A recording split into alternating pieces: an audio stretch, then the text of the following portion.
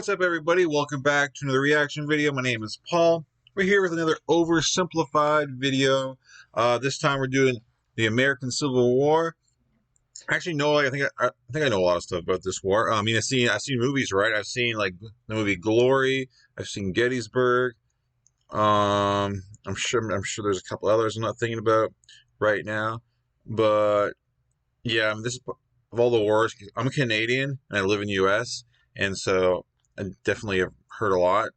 And plus, being Canadian, you hear a lot about American history, and so it's just definitely one of the wars that's not forgotten about. It's definitely talked about. So, anyways, definitely interested to see what I don't know and stuff like that. So, let's get to it, guys. Before I do, please hit that like and subscribe button. That'd be great. And let's do it. Let's do it. Along with a very honest new character pin. Link in the description down below. Okay, Mrs. Lincoln, this is it. One last push, and we're done. Abe. Yeah, I know. Abe's obviously has been the president, and he's or in the North, and is that the North called the Union, and then you have the Confederates, right? All right. 9 months and 4 days ago, my father brought forth upon my mother himself, and gave to her a child, conceived in a shack in Kentucky, and dedicated to the proposition that I will drink num-nums from a bottle and do little poo-poos in my pantses for the next 2 to 3 years. What? Now what is it babies do again? Oh yeah. Why? I am not touching that. Abraham Lincoln grew up with his relatively poor family in Kentucky, eventually moving to Indiana, and finally, Illinois. He read a lot of books, worked a lot of jobs, wrote some questionable poetry, and finally entered the law profession. Despite being self-taught, he turned out to be a pretty clever and astute lawyer. In one case, a guy claimed he witnessed a murder at night, and Lincoln was like, "How could you have seen anything in the dark? There was a bright full moon." A what? A bright full moon. Can you say that again, please? There was a bright full moon. A dim half moon? No, a bright full moon. What? That's funny, because according to this almanac, there was a dim half moon that night, which makes you a liar. Well, I got a bright full moon for y'all right here. Now that's what I call a rebuttal. Smart guy, right? Lincoln and his cheekbones weren't only interested in law, however. He also dabbled in the world of politics, serving as a legislator in both local and national assemblies. And what a time it was. Not even 100 years after the Founding Fathers wrote, "All men are created equal," politicians were already asking, yeah, but what does that mean exactly? It means all men. Yeah, but what does that mean exactly? And not just that. States' rights versus the federal government. What are the executive powers of the president? Is cereal a soup? The Founding Fathers left some of these questions perhaps a little too open to interpretation.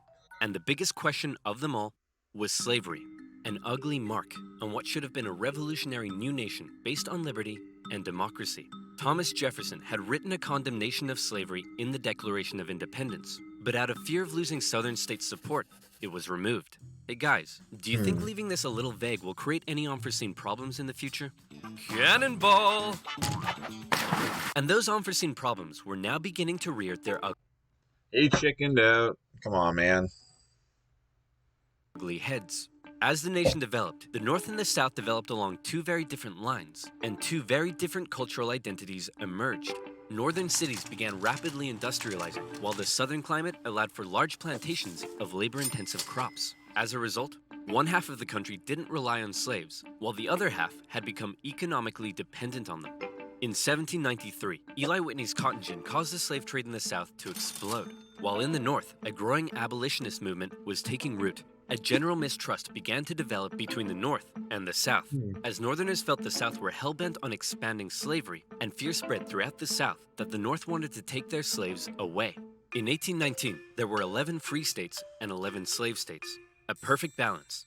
A happy medium. A harmonious relationship. Hey guys, nice to meet you. I'm Missouri, and I would like to become the 23rd state. Hey buddy, welcome to the nation. We'll be happy to accept you as a free state. Oh no, you don't? You're trying to get one over on us. Missouri's gonna be a slave state. Okay, listen, why don't we just ask Missouri what it wants to be, and we slave state. Well, then, allow me to introduce to you the newest, freshest state on the scene, Maine. Hey, you can't do that, and you can't have any more slave states above this line. What? The issue of slavery is solved. Is this true? Does this actually happen? Like, they're just trying to battle who gets a state, so they just kind of create states or force states to be with them. Does this actually go on? And it will never come up again. A few years later, it came up again. You see, as America expanded westward, each new state or territory that was added threatened to upend the delicate balance between the slave and free states. If one faction managed to outnumber the other, it could gain an easy majority and force its own ideals on the opposing side, leaving a huge portion of the population feeling spiteful and oppressed. Wow. For a while, compromises kicked the can down the road and kept the volatile balance in check, as new free and slave states were roughly added in pairs. But then one loudmouth state just had to barge in and ruin everything as usual. The addition of Texas saw the United States enter into a war with Mexico, which they won, gaining a huge amount of land out west and creating even more problems. Hey guys, nice to meet you. I'm California, and I would like to become the 31st state. Hey buddy, welcome to the nation. We'll be happy to accept you as a southern slave state. Oh no, you don't. You're trying to get one over on us. California's gonna be a free state. Okay, listen, why don't we just ask California what it wants to be, and we can free state? Well, then, allow me to introduce to you the territories of New Mexico and Utah, able to freely vote for slavery themselves. Hey, you can't do that! And we can enter Northern Territory anytime we want to recapture escaped slaves. What? The issue of slavery is solved, and it will never come up again. A few years It's definitely a lot more complicated than you're led to kind of believe. later, it came up again. In 1854, a Democratic senator from Illinois wanted to build a really cool choo-choo train here and proposed that the territories of Kansas and Nebraska be created open to slavery, even though they were clearly above the Missouri Compromise line. Obviously, the northern states were like, hell no. But the Southern Democrats who controlled Congress at the time were like, well, if you love liberty and democracy so much, then you should let them vote on whether slavery should be legal or not. And so it was. Huge numbers of pro- and anti-slavery settlers rushed to Kansas to sway the vote in their favor. And while they were all there, they began to beat the crap out of each other. One of those settlers was a man named John Brown, a former businessman who failed at just about everything he tried and went arguably insane. He was a radical abolitionist and dedicated much of his life to the Underground Railroad and freeing slaves. One night, in revenge for an earlier raid by pro-slavery forces, he and his sons killed a number of pro-slavery settlers in the territory, helping to kickstart years of violence known as Bleeding Kansas. Kansas and Nebraska both eventually voted in favor of outlawing slavery. But from here, the tension began to grow at a rapid pace. In 1852, author Harriet Beecher Stowe penned Uncle Tom's Cabin, a best-selling novel that exposed the terrible cruelty of slavery to the world. Oh, how awful. How morally corrupt a nation must be to allow such things to happen. Your Majesty, what should we do about all the starving children working in the coal mines? Nothing! In 1854, the Republican Party was formed, and Abraham Lincoln emerged as a leading figure. Southern Democrats viewed the new Republican Party with mistrust. It's kind of funny, like, is that how the Republican and Democrat Party kind of like, I guess, switched from history, because this would be the total opposite today. So it's kind of funny. Leaving it to be radical and abolitionist. In 1856, a politician named Charles Sumner gave a speech in Congress, calling out slave-owning Democrats with fiery language. If slavery was a woman, she'd be an ugly one, and the senator from South Carolina would like to boink her. Representative Brooks, do you have a rebuttal? Oh, I have a rebuttal, all right. Yeah, here's a rebuttal for you. Oh, come on. Surely this isn't allowed. I don't know. I'll have to consult the rule book. I can't find anything about caning a political opponent, but it says here I'm not allowed to wear a woman's underwear. Uh-oh. News of the violence on the Senate floor took the nation by storm. Southern slave owners sent Representative Brooks new canes to replace his now broken one. And on the floors of Congress, politicians carried weapons in self-defense, which is never a good sign. In 1857, the Supreme Court ruled in the Dred Scott case that all people of African descent, slave or free, could not be citizens, and therefore could not sue for their own freedom under any circumstances, undoing years of progress with the strike of a gavel. Now, within all this bitter debate over slavery, there were many nuances. North versus South, Republican versus Democrat, states versus the federal government. But let's strip all of that away. For 4 million individuals living in America, this wasn't about political intrigue or party alignment. It was about the basic human right to be free. 4 million? There's 4 million slaves. Wow, I didn't think it was that much. Wow, that's crazy to think about. Men, women, and children were stolen from their homelands and brought to the American continent, where for generations they were considered to be property, forced to live in poverty, and work from sunrise to sunset. Plantation overseers did whatever they felt was necessary to get the most out of their slaves. Punishments were often barbaric. Families were regularly separated, and parents could often only watch, as their children were auctioned off, never to be seen again. Thousands of slaves took the treacherous risk of running away, and abolitionists in the North helped many escape via the Underground Railroad as bounty hunters entered the North to chase them down. Leading figures within the abolitionist movement included many significant free black men and women. But it's important to note that for many of the anti-slavery white individuals in the North, opposition to slavery was often an economic issue, not a moral one, as many worried large plantations would take their lands and livelihoods away. Abraham Lincoln knew that slavery was a moral evil, and he regularly spoke out against it in powerful speeches that helped him rise through the ranks of the new Republican Party. He lamented at the hypocrisy of a great American nation meant to stand as a shining beacon of freedom while also enslaving 4 million men, women, and children. He most famously declared in 1858 that a house divided against itself cannot stand, that one day slavery in America would end. However, even Lincoln was cautious in his opposition. He didn't want to outlaw it entirely, but simply prevent its expansion, so that given enough time, he believed it would naturally die out. Thankfully, history would force his hand. In October 1859, one abolitionist decided he'd try to single-handedly take down slavery by force. Who would be crazy enough to even attempt such a thing? It's our good friend, John Brown. He planned to seize arms from an armory in the town of Harper's Ferry, free the slaves there, and continue south, inciting a major slave uprising along the way. A noble cause, a bad plan, and terrible execution. Brown's men took the I never heard of that, but like, obviously that didn't go good. armory and some hostages, but were quickly surrounded by one Robert E. Lee and his U.S. Marines. Brown was captured, and a couple of months later, he was executed for treason. Northerners sympathized with Brown, but Southerners were like, "You see this? They're coming for us. Soon, there'll be 1 million John Browns." 1 million John Browns? What on earth are you thinking about? A John Brown farm? Yeah, me too.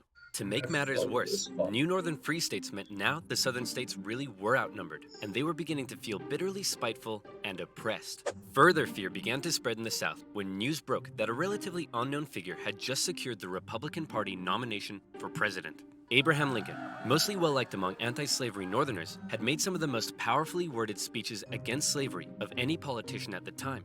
And now, there was a chance that he and his cheekbones could become president. For the South, that would be too much. In the 1860 election, Lincoln's name didn't even appear on the ballot in 10 southern states. But much to their horror, when the final results came in, Lincoln had won by an electoral college landslide. Lincoln himself tried to calm their fear. "How many times do I have to tell you, I'm not gonna take away your slaves?" "Yeah, right, Honest Abe. We've had enough of you Northerners. We're gonna go form our own country." "You can't do that." "Why not?" "Well, if you had won the election, would it be okay for us to leave?" "Of course not." "Well, why not?" "Because that's not how victim mentality works." Many states felt that when they joined the Union, they always withheld the right to leave it whenever they pleased. Many people living in 19th century America often felt more loyalty to their state than to the nation. And now, with the South feeling like it had lost its voice in the federal government, they were out of here. South Carolina was the first to go, and over a period of 6 months, one by one, 11 slave states officially seceded from the Union, with just 4 contested border states opting to remain. The seceding states issued a number of official documents. I didn't really realize that, it should be obvious now, like, duh. But like, they just, they just wanted to leave. They didn't want to they just wanted to be left alone and like do their own thing. They just wanted to leave. But no, it wasn't gonna happen. justifying their secession. South Carolina proclaimed that it was northern states' hostility to slavery that rendered the federal government illegitimate. Mississippi declared that their position was thoroughly identified with the institution of slavery. And in a speech, the Confederate vice president stated that the new Confederate government rested upon what he called the great truth of racial inequality. Revered American generals, such as Robert E. Lee, opted to side with their states over the Union. And with all the chaos, one New York lawyer wrote that rather than a bold eagle, America's national bird should be a debilitated chicken. And hey, I kind of like that. One man. I heard that the chicken was the national bird of the states, and then they just changed it to the eagle. Watching the crisis unfold, knew it would be his job to solve it. Lincoln was just about to hop on a train and become the President of the United States of America. Hey man, you're hella ugly. Grow a beard or something to hide that face. Good idea. Still ugly. With assassination plots already underway, Lincoln had to travel to Washington, D.C. under heavy disguise and protection. All along the way, he received stacks of threatening letters. May the hand of the devil strike you down. You are destroying this country. Damn you, every breath you take. Love from... Grandma? At his inauguration speech, Lincoln once again reiterated that no, I do not want to take away anyone's slaves. But for Lincoln, he did want to preserve the Union. He declared secession to be nothing but an illegitimate rebellion. In your hands and not in mine, he said, is the momentous issue of civil war. You can have no conflict without being yourselves the aggressors. We are not enemies, but friends. It was clear Lincoln was ready and willing to get freaky and open up a can of Scatman John if he had to. Whether he had the support of the people, however, was in question. In the end, it was the Confederates that fired the first shot. As they seceded, the Confederate states began seizing federal U.S. property throughout the South. Off the coast of Charleston, South Carolina, was one. Do you guys think that things would have been different? Like, obviously, the southern states, they wanted to do their own thing. What if the southern states just went along with it and didn't try and break off and just went along with the presidency of Lincoln, since Lincoln said he wasn't going to do anything about the slavery? You think history would be totally different, or you think Lincoln would have then try to take over and save everything anyway? One such federal property, Fort Sumter, held by a measly, undersupplied U.S. force. The Confederate militia there demanded the fort surrender, a request which was quickly denied, and any remaining hope for a peaceful solution to the secession crisis probably then died when the Confederates did this. The Battle of Fort Sumter is considered to be the beginning of the American Civil War. Many of the Confederates there also considered it to be the end of the American Civil War. They hoped Old Abe would just sigh and say, okay, you win. Unfortunately for them, Lincoln actually said, you're about to get a roundhouse to the face. Lincoln sent out the call for 75,000 volunteers, and men signed up in droves. Hopeful for some adventure. That was a mistake, man. Now you're in trouble. And good old-fashioned F-U-N. In the new Confederate capital at Richmond, Virginia, Confederate President Jefferson Davis and his cheekbones had also sent out the call for 100,000 men. As ever, both sides hoped for a quick end to the war. Is it over yet? No, Jimmy, it's been 1 week. Is it over now? No. How about now? If you ask that one more time, I swear I will turn this army around and you'll all have to go back home to your wives and children. But in particular, the South knew the conflict would pose a bit of a challenge. How can we expect to win with a population of only 5 million against 22 million in the North? If you count us 4 million slaves, you'd have 9 million. Great idea. Hand these rifles out to all the men. Wait a minute. You almost had me there. The problem for Lincoln was that many of his top generals were getting old and were being a bit too cautious. The commanding general was a man named Winfield Scott, a veteran of the Mexican-American War, and by now, he was too fat to even mount a horse. Okay, chaps, we need to come up with a plan. Hit me. We could wait for the Confederates to come and apologize. Maybe we should all sit in a circle and discuss our feelings. Crossing the Delaware into New Jersey worked for me. Those are all terrible ideas. And you? Wrong video. Hey, I'm the greatest president in the history of this nation. Yeah, we'll see about that, dingus. Eventually, Lincoln's generals came up with a multi-pronged strategy. First, a blockade would cut off and starve the South of supplies by sea. Secondly, taking control of the great Mississippi River would sever the South's economic artery while splitting it in two. And finally, a main Union force in the East would move south and take the Confederate capital, ending the war. Bada boom, bada bing. Easy, right? Skirmishes began to break out across the nation, and the Union Army in the east began to move south towards Richmond. Everything seemed to be going well until they reached Manassas, where they came upon a large Confederate force. It's almost like they were waiting for us. How did they know? As it turned out, spies in DC had sent a coded message to the Confederates warning of the invasion. Did you use NordVPN? What the heck is NordVPN? I'm so glad you asked. Do you use the internet? I was waiting Me for too. that as Do soon you as like they said internet that. safety? Me too. Hey, we should hang out sometime so I can tell you about NordVPN. NordVPN has over 5,000 secure and super fast servers in 60. Cheating. Bam. And as always, you'll be supporting my channel. So thank you. Now where were we? Thank you. Oh yeah, secession, Fat Man, and the Union invasion into Virginia. The two sides encountered each other at Manassas, and both geared up for the first major battle of the Civil War, the First Battle of Bull Run. The Confederates rapidly brought in support via rail, and the two sides were about equal in numbers. However, they were also equally inexperienced. A large number of civilians also rode out by carriage from DC to picnic on the nearby hills and watch the excitement Really? unfold. Nobody seemed to quite understand how destructive this war was going to be. The Union forces pulled a flanking maneuver to hit the Confederates on their left, and the two sides fired on each other in rows. Farm families living in the area were forced to flee the fighting, including a man named Wilmer McLean. Hurry Wow. up, Martha! There's a war out here! The more you tell me to hurry up, the slower I will go! The Union force saw initial success pushing the Confederates back to Henry Hill. But one as of yet fairly unknown General Thomas Jackson had arrived, and he took a defensive position, standing firm like a stone wall, holding the Union Army off, and finally sending them running back to Washington, D.C. With heavy casualties, the sobering reality of war hit both sides hard, and the North, having just lost the first major battle, had to face the serious prospect that they may not actually win this war. President Lincoln, General Jackson whipped us so hard, the Confederates are calling him Stonewall Jackson. Wait, that's why they're calling him that? Not because he looks like he ran face first into a stone wall? Apparently not. Worse yet, the North had also lost the first major battle out west, giving away control of southwest Missouri. All of this was terrible news for Abraham Lincoln, especially since many of his generals and cabinet already didn't have. I heard a lot of this was because like the Southerners, they're like a lot better shot, a lot better with the rifle because they live with the rifle, they needed to hunt and all that stuff, and it's a lot more experience for the rifle, so they just kicked butt at the beginning of the war. Have much respect for him. They felt he was incapable of running a war because he seemed a bit like your friendly old grandpa.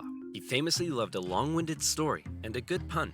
I've been so busy, my wife is missing me, but her aim is starting to improve. But deep down, few realized he could also be incredibly shrewd. Oh, Abe, you're so funny. Funny how? Funny like I'm a clown?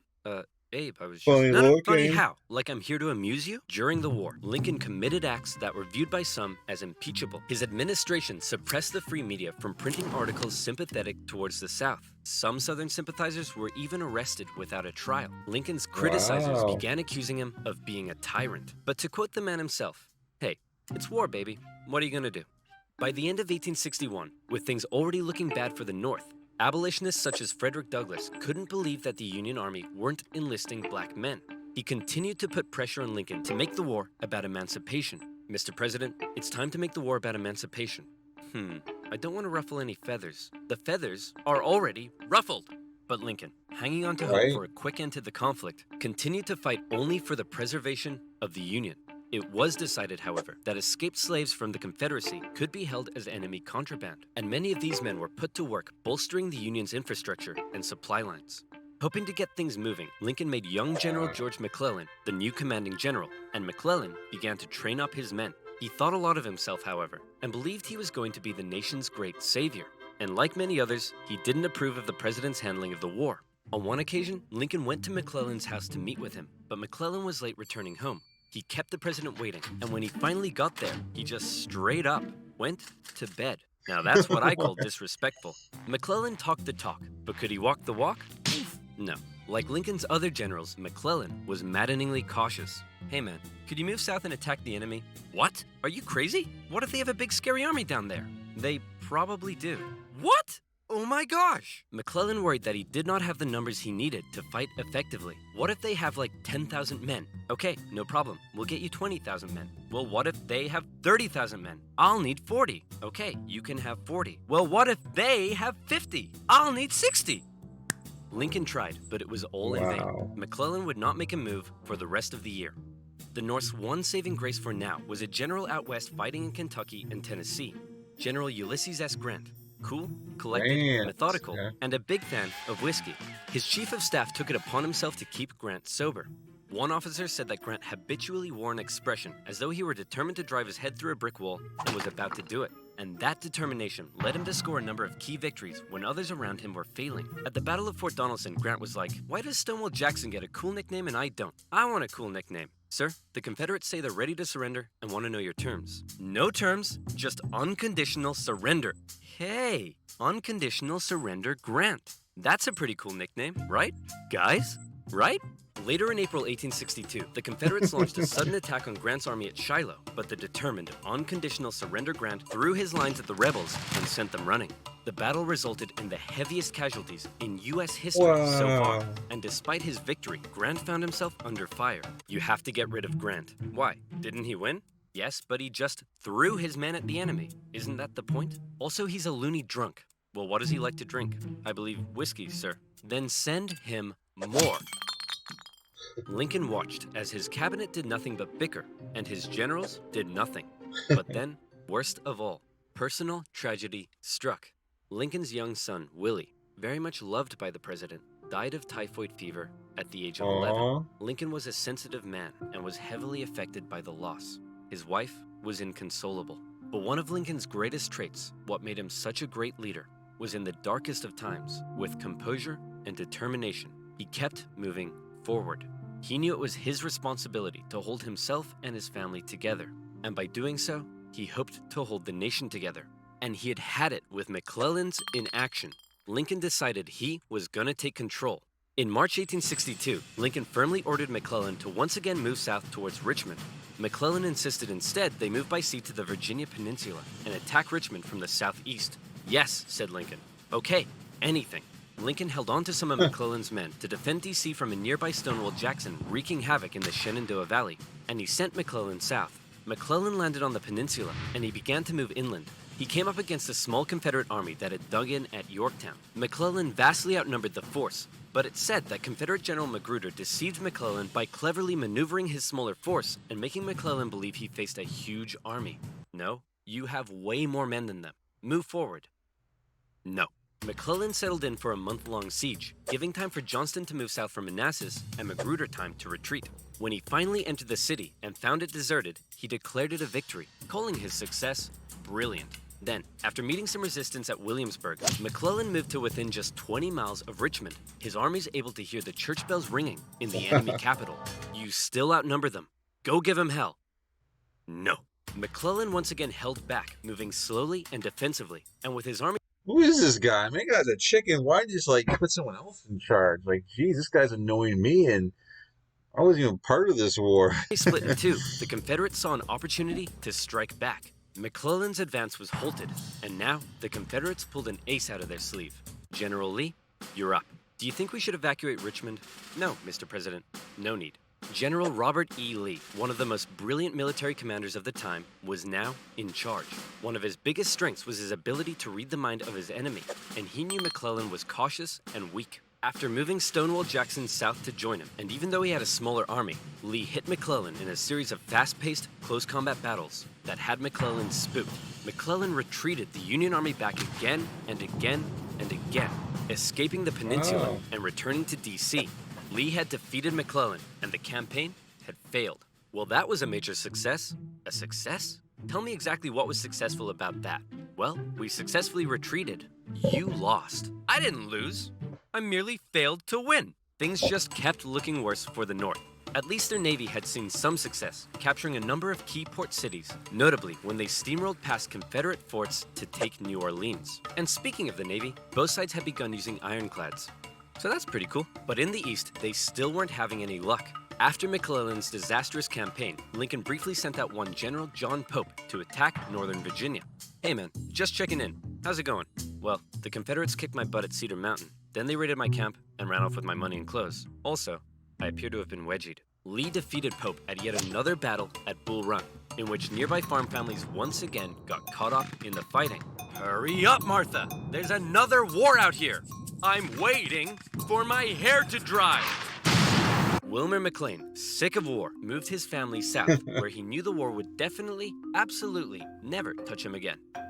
But Lincoln had yet another problem to contend with. European powers, in particular the UK, were looking increasingly like they may intervene diplomatically on the side of the Confederates. They were missing their precious supply of southern cotton because of the Union blockade, and they wanted to see a swift conclusion to the war. The tension between America and Great Britain had been increasing, especially after Confederate diplomats were discovered on a British ship. Now, after McClellan's failure to take Richmond, the UK declared it impossible for the North to win. Lincoln needed something to prevent Europe from getting involved, and after more petitioning from abolitionists, he decided maybe the time was finally right to make the war about ending the institution he hated, slavery. If the North had a noble cause to fight for, Europe would be less likely to intervene. But Lincoln and his cabinet knew before they could declare something as radical as emancipation, they needed a victory, especially now that the Confederates were about to go on the attack. Aware that he had a limited number of men and supplies, Lee now hoped that if he could just threaten Washington, D.C. militarily, he would gain Europe's recognition and crush Northern morale in time for the midterm elections, forcing the North to negotiate. With confidence at an all-time high, for the first time, Robert E. Lee invaded the North.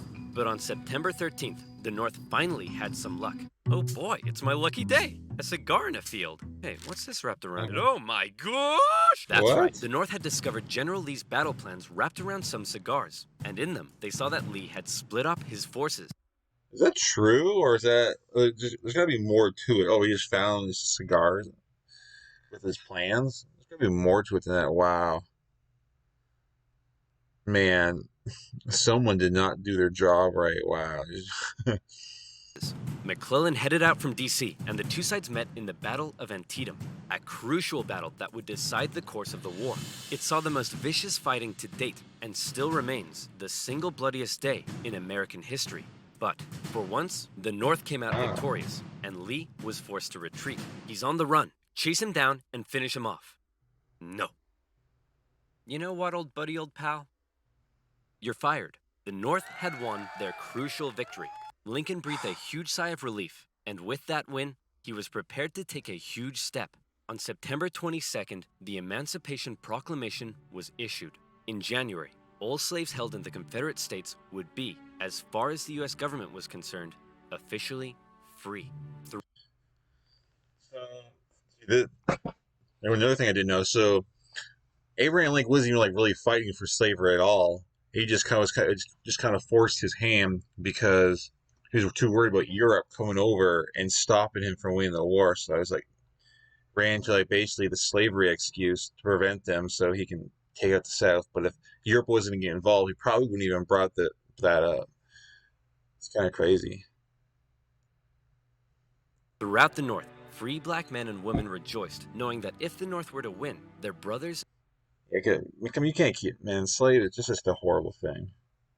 And sisters would no longer be held in bondage. The proclamation also had the intended effect on Europe, who were not willing to oppose a pledge to end slavery. An outraged Confederacy knew that Lincoln had given the war a new meaning. It was no longer just about the preservation of the Union. Now, it was about creating a new Union, washed clean of its original sin. A Union without slavery. Oh, there's part. Well, there's the end of part one. So part one, pretty much the Confederates kind of win the war through most of that video, and then just at the end of the video, North fighting back the Union. So I'm assuming the second part is kind of the Union basically starting to take over and strangle the South, and obviously they come out on top. But good stuff. I definitely learned a lot about how the war started and the reasons why. So good stuff. Let me know your comments below. If there's anything else I should know. And yeah, I'll catch you guys in part two. Please hit the like and subscribe button. That helped me out a lot. And I'll catch you guys in future videos. Thanks for watching.